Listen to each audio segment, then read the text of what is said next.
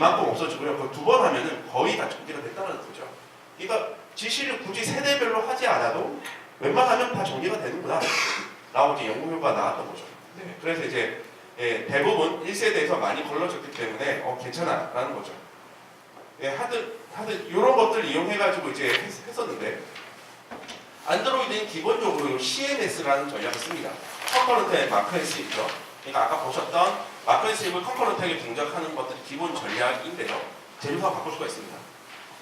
그 다음에 우리가 제조사나 우리가 옵션을 바뀌어서 세미 스페이스라고 해서 얘는 얘보다는 정확하진 않지만 하여튼 뒤에 보여드리겠지만 메모리를 많이 사용하고 빠르게 동작하지만 정확도는 좀 약간 낮은 문제가 있습니다. 이 부분들이 있고, 얘를 세미 스페이스를 제너레이션하게 하는 방법들이 있는 거죠. 그래서 지금 새로 추가된 방식은 거의 이 방식이랑 유사합니다. 근데 아예 새로 하나 만들었고요. 그래서 보면 전통적으로 그 안드로이드 지시 관련된 걸 보면 굉장히 알고리즘이 많이 추가됐고요. 그래서 시리얼하게 하냐, 패러럴하게 하냐. 그래서 이걸 하냐, 패러럴하게 하나, 컨커런트하게 하냐, 그다음 스타트 월드하게 다 멈춰버릴 거냐. 그 다음에 난 컴팩팅, CMS 종종 컴팩팅 안 하는 거고요. 컴팩팅 한다라는 건 객체가에서 이렇게 없어지면 이렇게 줄여버리는 거죠. 이런 컴팩팅을 하냐, 이런 여러 가지 전략들이 있는데, 비로소 이제 8.0에서 이 컴팩팅 하는 형태대로 하고 제너레이션 하는 형태로 이제 도입이 됐다라는 거죠. 그래서 왜 이렇게 해야 하냐면, 역사가 좀 있는데 그 설명을 드리겠습니다. 안드로이드 같은 경우 하나의 앱이고요. 하나의 앱은 프로세스 하나일 수도 있고 멀티 프로세스도 있습니다. 그러니까 이제 보통 개발자들은 대부분 앱 하나를 하나의 프로세스로 개발하지만은 안드로이드 속성에서 이제 프로세스라는 태그를 달면 멀티 프로세스로 쓸 수 있게 됩니다. 그렇게 되면 장점은 뭐냐면 더 많은 안드로이드 자원을 내가 땡겨올 수 있죠. 그리고 자원 제약도 훨씬 덜해지고요.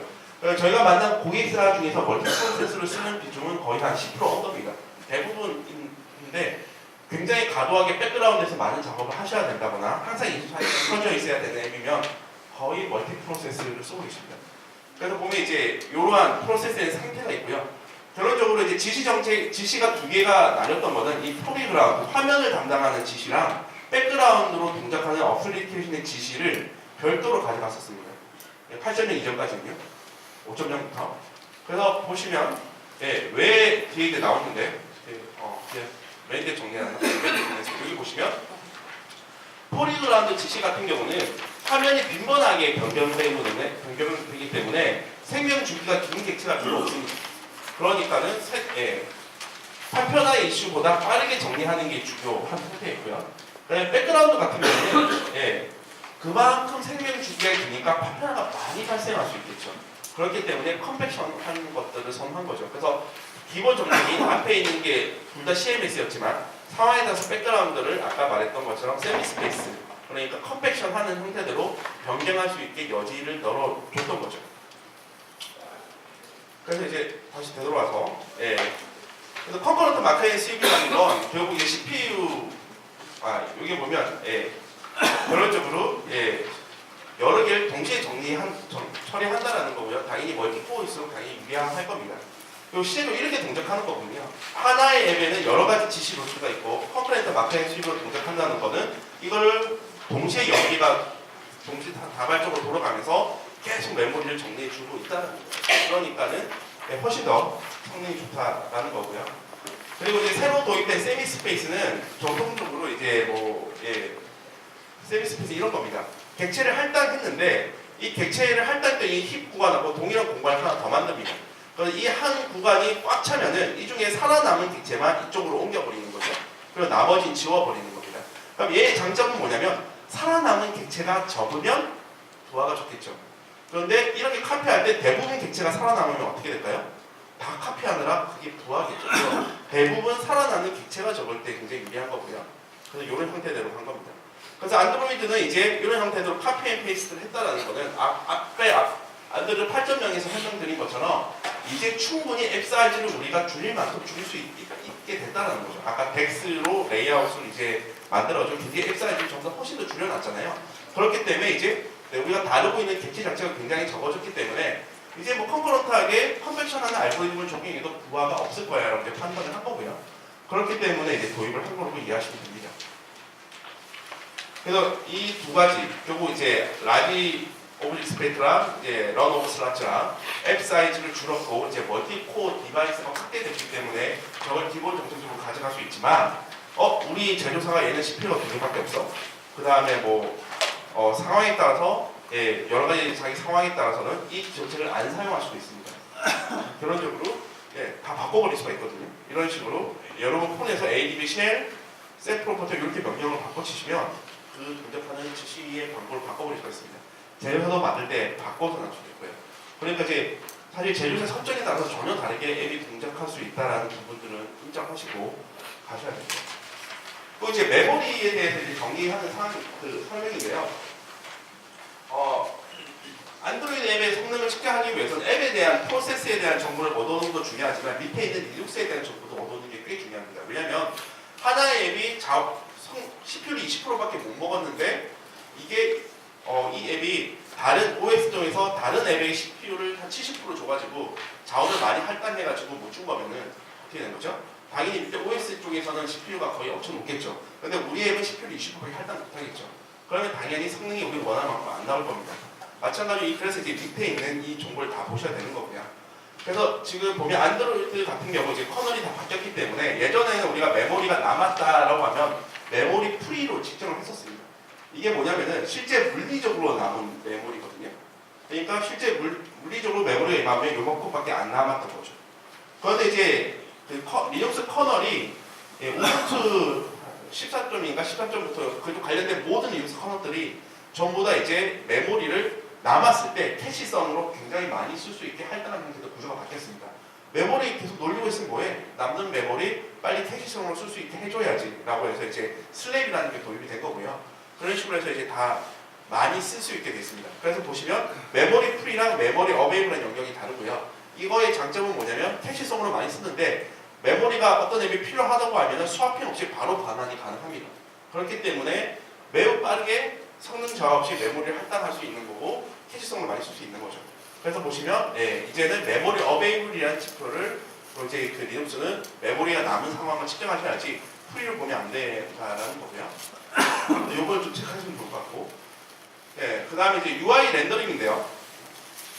안드로이드 공부하기에는 이 UI에 대한 것들을 화면을 16ms마다 이 화면에 그리는 것들을 다 그리라고 공부를 합니다. 그래야 초당 60fps가 나온다라는 거죠. 그래서 이제 안드로이드 OS 단에서도 의도적으로 이것들을 60fps가 유지되기 위해 코드가 들어가 있고요. 제조사 단에서도 이걸 맞춰주기 위해서 이 위에 지금 소프트웨어적으로 안 되면 이걸 맞춰주시기 위해 호출을 해줍니다. 근데 만약 이게 못 맞추면 이렇게 되는 거죠. 16ms 하다가 그리다가 밀려버리면 밀려가지고 한참 뒤에 이제 그러시는 거죠. 그럼 화면이 뚝뚝뚝 멈추는 걸로 보이는 거거든요. 특히 이제 일반 앱은 상관이 없지만 가장 많이 신경 받는 게 게임이겠죠.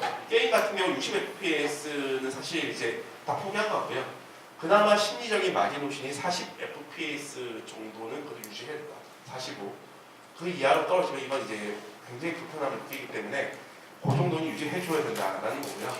실제 이제 이 V6라는 이게 60fps를 맞춰주기 위해서 동작하는 소프트웨어 하드웨어 기법이고요. 그러니까 실제 앱을 동작시키면 이런 식으로 해서 그 FPS를 일일이 다 체크합니다. 게임사들이.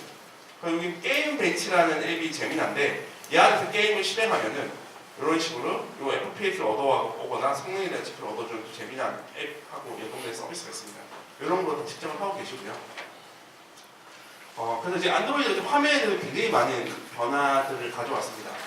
4.0 이전에는 뷰 로드라인이 있고 우리가 이제 레이아웃을 구성해가지고 레이아웃이 뷰 그룹이고요. 그래서 이제 여러 가지 뷰들을 합쳐가지고 하나를 그리죠. 근데 얘가 갑자기 화면이 바뀌어야 되면 위로 올라가서 이걸 다시 그려서 이렇게 그려준 형태대로 했었습니다.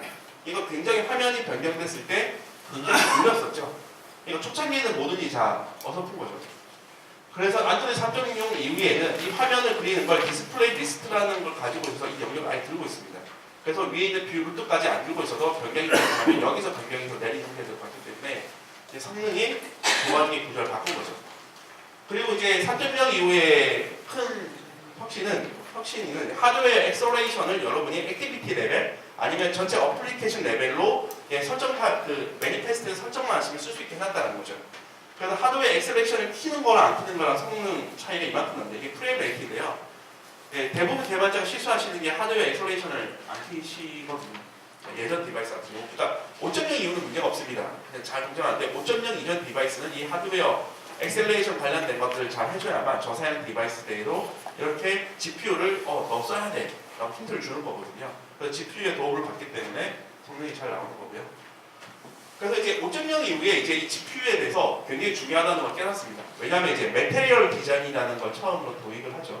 아시다시피 애니메이션 효과가 주잖아요. 리플 이펙트로 뭐 뿅 하고 사라지고 뭐 이런 것들을 다 하기 때문에 어떻게 하면 이 GPU를 더 잘 사용할 수 있게 하지라고 고민을 했고, 그래서 GPU를 핸들링할 수 있는 렌더러 스레드라는 것들을 드디어 5.0 이후부터 도입을 합니다.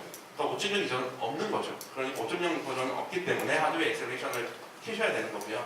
여러분 디바이스 5.0 이후와 뭐 배판은 상관없지만 저사양 디바이스를 고민하셔야 된다.